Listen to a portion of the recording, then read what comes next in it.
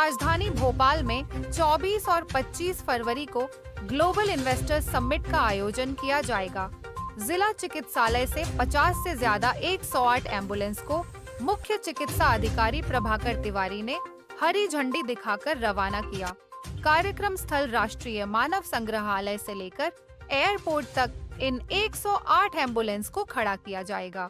आकस्मिक रूप से अगर कोई उद्योगपति या मेहमान को चिकित्सा की जरूरत पड़ेगी तो इन एम्बुलेंस से तुरंत अस्पताल तक पहुंचाया जाएगा। जैसा कि आप जानते हैं 24 एवं 25 फरवरी को भोपाल में ग्लोबल इन्वेस्टमेंट समिट का आयोजन किया जा रहा है और इसका इम्पोर्टेंस इसी चीज़ से पता लगता है कि इसका उद्घाटन माननीय प्रधानमंत्री जी द्वारा किया जा रहा है और इसका समापन समारोह माननीय गृह मंत्री एवं सहकारिता मंत्री द्वारा किया जा रहा है। और इसमें न केवल माननीय मंत्रीगण, जनप्रतिनिधिगण, बल्कि देश, प्रदेश और विदेश के बहुत सारे इन्वेस्टर्स, इंडस्ट्रियलिस्ट ये सभी शामिल होंगे और इन सभी अतिथियों का ध्यान रखना, उनकी सुरक्षा करना हमारा कर्तव्य है और इसके लिए हम लोगों ने ये तैयारी की है और ये तैयारी उनके प्रथम अतिथि के आने से अंतिम अतिथि के जाने तक यहाँ पर उपलब्ध रहेगी।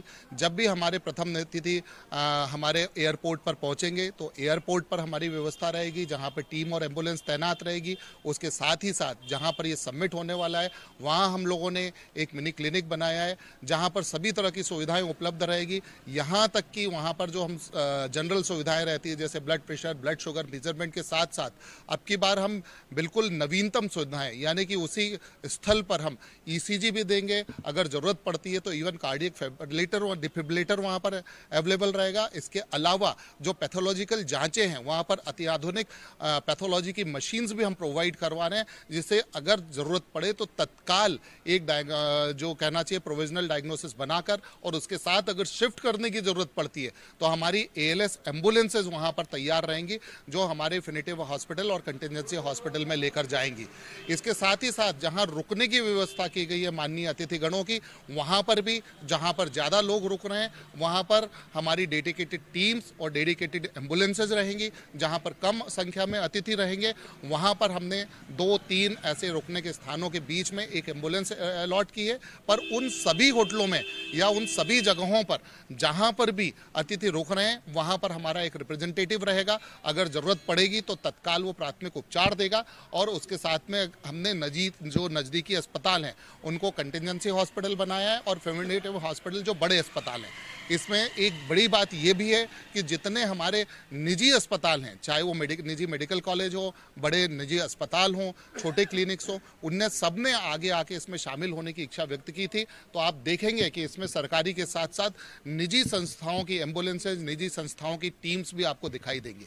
अभी आप देख रहे हैं कि कुछ एम्बुलेंसेज हमने जिले के बाहर से बुलाई हैं। इनमें ALS और BLS एम्बुलेंसेज दोनों शामिल हैं और ये जो एम्बुलेंसेज हैं उनको हम स्ट्रेटेजिक पॉइंट पर स्टेशन करेंगे यानी कि वो जो बड़े रोड चौराहे हैं वहाँ पर स्टेशन रहेगी जिससे उस इलाके के 2 किलोमीटर पहले 2 किलोमीटर बाद तक अगर कोई भी आकस्मिक जरूरत पड़ती है, चाहे बात वो सड़क दुर्घटना की हो, चाहे वो बात किसी के बीमार पड़ने की है, कोई भी आकस्मिक आवश्यकता होगी तो ये तत्काल वहां पर पहुंचेगी। हम लोगों ने अब की बार ये तय किया है कि किसी भी एम्बुलेंस को इस स्थान पर पहुंचने में 1 से 3 मिनट से अधिक किसी भी हालत में लगेगी। हमारा जो लक्ष्य है वो है कि विदिन अ मिनट हमारी एम्बुलेंसेज पहुंचे और मैक्सिमम अगर दूरी भी तय करनी है तो 3 मिनट के अंदर किसी भी अतिथि को हमारी एम्बुलेंस उपलब्ध हो जाए। तो इन सब की तैयारी हम लोगों ने पूरा की पूरा वर्क किया है। जहां पर भी हमारी टीम्स की ज़रूरत है वहां पर मेडिकल टीम्स, अगर वहां पर पैरामेडिक्स की ज़रूरत है तो पैरामेडिक्स, अगर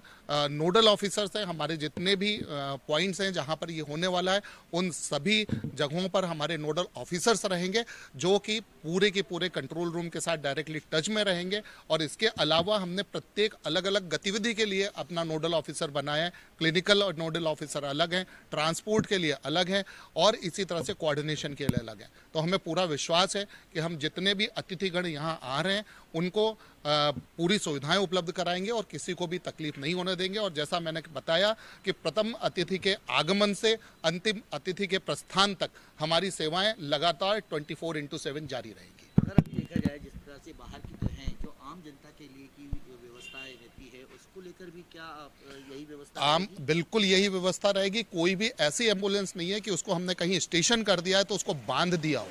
अगर हमारे नागरिकों को आवश्यकता होगी तो निश्चित तौर पर उनके उपयोग के लिए भी एम्बुलेंसेज उपलब्ध रहेंगी। जो आम नागरिकों के लिए एम्बुलेंस व्यवस्था है उसको हम बिल्कुल भी परिवर्तित नहीं कर रहे हैं, बल्कि और अधिक परिवर्धित और परिमार्जित कर रहे हैं कि उनको भी हम 3 मिनट से 5 मिनट के अंदर एम्बुलेंस उपलब्ध कराएं।